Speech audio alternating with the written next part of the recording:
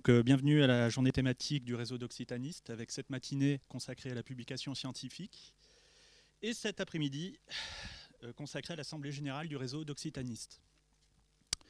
On entend ?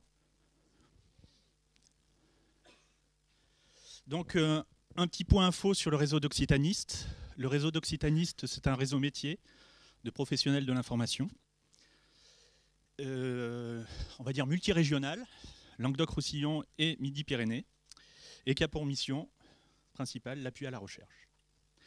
Alors maintenant, pourquoi une matinée sur la publication scientifique ? La publication scientifique, elle est au centre de la recherche, et elle concerne l'ensemble de la communauté scientifique, les chercheurs, qui sont les créateurs de publications scientifiques, qui sont aussi les premiers consommateurs. Ils se font évaluer par les publications scientifiques.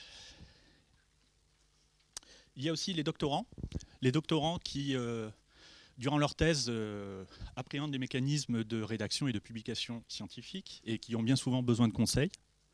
Et enfin, les professionnels de la documentation, dont j'en fais partie, qui essayons de gérer tant bien que mal la publication scientifique au travers de bouquets, d'abonnements, de portails, de revues numériques, mais aussi de la gestion de la publication scientifique, des laboratoires, aussi la formation aux outils qui permettent d'accéder à ces ressources, et puis d'autres termes un peu plus exotiques comme la bibliométrie ou la veille. On y reviendra un peu après. La publication scientifique, c'est aussi un sujet d'actualité. On parle de boycott de grands éditeurs, Harvard, en janvier 2012. On parle aussi d'émergence de l'open access. On parle aussi de classement de Shanghai, le classement des universités mondiales. On parle enfin de bibliométrie. Et voilà un mot qui fâche, ou qui a tendance à fâcher. On parle de H-index, d'impact factor.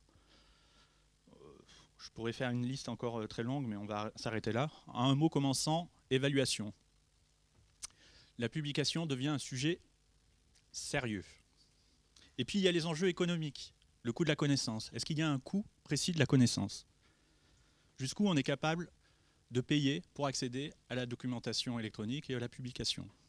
Il y a aussi les enjeux juridiques. Est-ce que le droit d'auteur se dissout dans la publication scientifique ? Revenons à l'économie un instant. On est en période de crise, période d'austérité, et on a le coût de la publication qui est de plus en plus cher. Et là, la publication devient, j'allais dire enfin, entre guillemets, un sujet des plus sérieux. La publication scientifique telle qu'on la connaît, elle a environ 350 ans, c'est-à-dire avec une évaluation par les pairs, par un comité de lecture. On pourrait penser qu'elle a atteint l'âge de raison.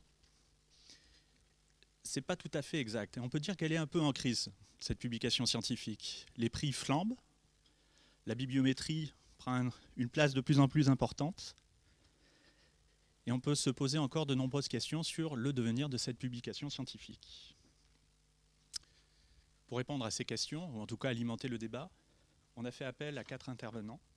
Nous allons commencer cette matinée avec Muriel Lefebvre, maître de conférence en sciences de l'information et de la communication de l'Université Toulouse 1 et responsable de l'URFIST, co-responsable de l'URFIST de Toulouse. Et sa présentation va toucher les enjeux économiques et sociétaux et citoyens de la publication scientifique. La deuxième intervention, ce sera M. Éric Lichfouz, chercheur à l'INRA. La question, c'est comment publier dans les meilleures revues scientifiques, défauts et remèdes. Ça, je pense que ça va intéresser beaucoup de doctorants. Après, nous allons aborder la question un peu de la bibliométrie, avec une question qui me paraît très intéressante. En marge du rang A, quel espace pour la recherche ? Ça sera Manuel Durand-Barthès, de l'URFIST de Paris, qui va nous faire cette présentation. Et enfin, on finira sur les droits d'auteur, sur la propriété intellectuelle, avec Sylvie Fayet, qui est aussi responsable de l'URFIST de Toulouse. La publication scientifique, droit d'auteur ou droit d'éditeur ?